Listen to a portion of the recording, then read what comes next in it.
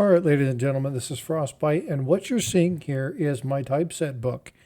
Now, I want to talk a little bit about the differences between what I have here and what I have here. Obviously, these are much different coins. This is just a penny book, but this is one of those little folders. And when you decide to invest in one, now the one that I have, it's seen better days. It's kind of fallen apart, but that doesn't really matter to me right now. What matters to me is that the quality of this book is going to be able to long-term preserve the coins that are inside of here. So what I want to do is I want to be able to make sure that the coins don't suffer things from acid, from moisture, and have kind of my items wither away because it happened to get damp or happened to get wet. So these are really good for short-term storage. These are something that's really good when you're looking at doing something like this temporarily to fill stuff in. You see the S here, it means that it's slabbed. But again, I have these here for, again, they're pennies, right? So when I have this set completed, when I get this one and when I get the 14D, now that one I already have, but again, it's slabbed. But when I get this book finished, I'm going to transfer it to something like this. Now, this is museum quality, and what they mean by that is this is archival quality. This means that these coins are going to be protected for the long duration. This means that the coins inside here will fare better than the coins inside here over time. There are acids inside these papers that can do things within the cardboard and the glue and the stuff that holds that together that can actually tone and damage the coin. And so you want to do what you can to avoid that for long-term storage. Now, in this case, this is long-term storage. This is archival safe. So I'm going to be putting my books into here. And again, bear with me with the nastiness of the book. I really don't care because I'm just worried about the coins themselves. All right, so let's talk about a typeset book and what a typeset book is. Now, a typeset book is exactly what it says. It takes certain types of coins. For instance, these are half cents. And these half cents are the coronet, the classic head, and the draped bust. Now, obviously, I don't have these two, or they would be in my book. So these are two that I still have yet to find. I just recently got this coin. I got this coin from Asher's C2. And that cleared my set for my large cents. Now, I eventually want to work on updating these particular coins, but right now it's just about filling the book and getting the coins in their slots. Now, when we come down here to the cents, we're going to see the Flying Eagle cent. This is the first cent that was done. That was not one of the large cent varieties. There's only done 2 years. It's the shortest run of any coin. The next one is going to be the other piece that's on the other page, but I'll get to that one in just a second. This is the first year Indian. This is the second. This is the copper nickel. This has a lower wreath. And then you have the rest of the Indian cents.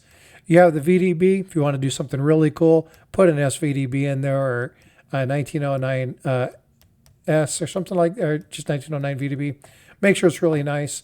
The one that I have in here is decent quality. It's just a dark brown. I do have my 1939, really, really good looking wheat cent there. I'm going to work on getting better ones of these. My 1943 steel cent. Now I have this one in here not because it's the greatest quality, because it has a really cool variety on it. Now the 1959 to 2008, these are the memorial cents. This is the change, and this is 2010 to now. Now we get into some obsolete coinage, and this is what I really like. So this right here is a 2-cent penny, and this is a copper piece, 1864 to 1872, and it's just a really cool coin. Obviously, they don't make these anymore. But these two, these are some of the funnest ones. This is a 3-cent dime. A lot of people call this the trime.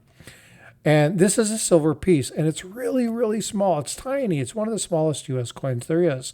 And then this is a 3-cent nickel. And these two are just amazing. They're really cool coins. And again, I love the variety of the type coins, the obsolete coins, the ones we don't do anymore. These are by far some of my favorite.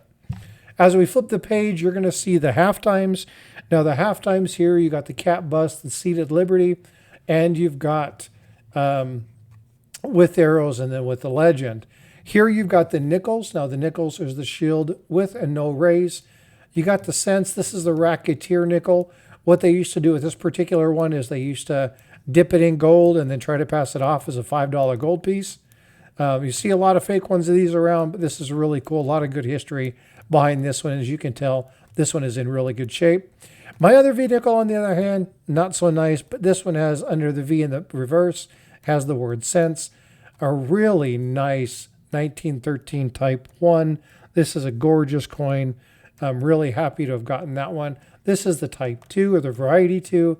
Then we get into the Jefferson nickels. This is a war nickel, 1942 to 1945. If you have something like this and you want to throw some really cool, funny stuff in there, throw a Henning nickel in there. That'd be absolutely awesome. 1944 would fit in there nicely. All right, so let's come over here and let's talk about our dimes. So again, you got your cap bust. That cap bust is dark, but it's still can see the Liberty. Nice 1883 there, or excuse me, 1833. And then we've got the seated. So this is Christian Gobrecht. Here we got Barber. We've got, of course, the Winged Liberty, the Mercury dime. Two of the Rosies. This is silver. This is clad. And then you got the seated Liberty. Now, this is a 20-cent piece. This is not a quarter, okay? This is a 20-cent piece. And they're just a little bit smaller than the quarter and obviously bigger than the dime. But really cool stories about these. This is the second lowest mintage, or the second lowest run of any coin. There's one other coin, the Susan B. Anthony, I'll show you that one, that had very similar years until they screwed it up in the 80s. Now we get into the quarters. You can see that I'm missing the cap bust here. That's another one that I need for this particular book. And then you can see the seateds. You got the Barber again, and then you've got two really nice Standing Liberty quarters. Now this one is a Type 1. Now the Type 1 and the Type 2, there's some subtle differences. I just released a video on this. You can go look at this coin. One was a counterfeit, one was real. This is the coin right here that I utilized to show this is a 1928. This one came from Tiger Stacker. This was a Christmas gift. And absolutely gorgeous coin. XF, maybe AU details. Really beautiful piece. And this one is the Type 1. And this is in a really good shape. Now the Type 1, again, has the bust is showing. No chainmail across the top. And then if you look at the reverse, this one does not have stars on the back, and this one does. Going down even further, you got the silver and the clad quarters there, and then you've got the 2009 Washington moving forward. All right, now we get into some of my favorite coins. This is one of my favorite ones here just because of why I have this coin. This is a cap bust lettered edge. I do not have the reeded edge. I do need to get that one. This is something that I'm probably going to be picking up fairly soon. So stay tuned for a little short on that one here. Hopefully not before too long. You got the Seated Liberty. And again, Christian Gobrecht is my favorite designer. It's just a gorgeous piece. This one's in really good shape. 1877. This has the motto. This has the arrows. The Barber. I need to look for a better one here. Not really happy with this particular coin. Had the opportunity to put a nicer one in and just didn't go with it. And now I'm kind of kicking myself for it. This is the Walker. This is, again, Adolf Weinman. You have another one coming in that's going to replace this one in much, much better shape. This was a wonderful gift from Papa York. Papa York sent me that one, said, hey, I want you to update your typeset book. And you can see that one just shimmers and shines. Beautiful coin. I got this one coming in too. And then this is the Silver 64. And then we have the Clad. Now we get into the big boys. Now, I don't have these. Now, I do have this one right here. It is a slabbed coin. I had it graded for two reasons. One, because of its value. Number two, because I wanted to verify its authenticity. I already had a good idea that it was authentic. Just wanted to confirm. Put that in there. Went ahead and did that. And again, because of the value of the particular coin, I just couldn't pass doing that up. I still need to get these two. This is the one that I don't know if I'll be able to get. And this is they're pretty pricey. So one day I'll eventually get these, but not a big hurry. Price being a major factor in these two. Morgan. Now I have this in here because you can't see it very well on this, but it's got some beautiful toning due to being in a book. It's actually a very nice 1881. No bag marks on the cheek. It's in really good shape. It's just got this nice toning, and I figured I'd throw that in here. This is one of my favorites. This is a 1924. It's a beautiful coin. Nice, bright, shiny. You can't see it from the light that I'm showing, but it's got a beautiful reflective field. And then you have the 1971 Ike. Now, this is the one that I was talking about short runs, but 79 to 99, it's kind of a misnomer because they didn't run these all the way through. There were a couple years where they didn't run these, but again, they kind of screwed that up when they minted this last one here. And then we have this Sacagawea dollar. The final page on this one is kind of the hodgepodge. These are kind of the commemorative, the bicentennials. Now, these ones are going to be replaced. I've got all three of these in proof. So these are going to be coming. I'm going to be putting them in there. They're absolutely gorgeous. I just haven't cracked them out of their shells yet. I've got 4 really nice pieces here. This is the Columbus. This is the, well, I can't remember which one that is. I'll think about it in a minute. Mount Rushmore, and then the George Washington. Really nice commemoratives. I'll probably replace that one if I get my Pilgrim in, because it has the Pilgrim and then it has my ship, which I love.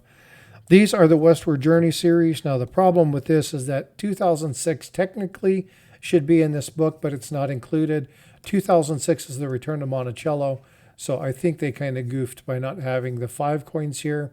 But again, not a big deal. You see the 4 different items here. Yes, I've already checked the bison. It's not a speared bison, so no need to worry there.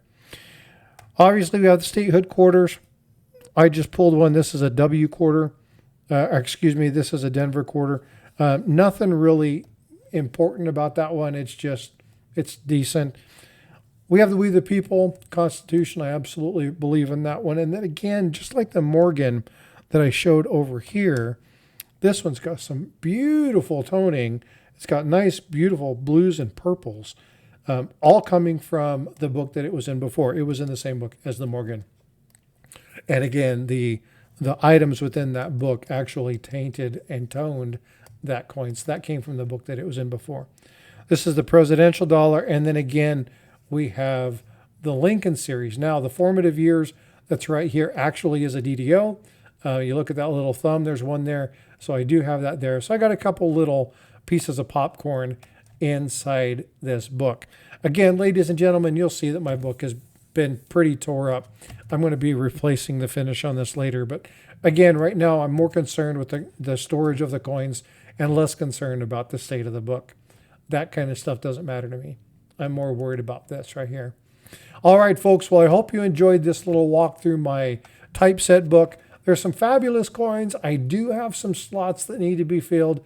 So if you guys keep an eye out for something and you happen to see something, let me know. If you see a really good deal on one of these coins, holler at me. I would greatly appreciate it. And again, you all be well, be blessed, and I will see you in the streams. Take care.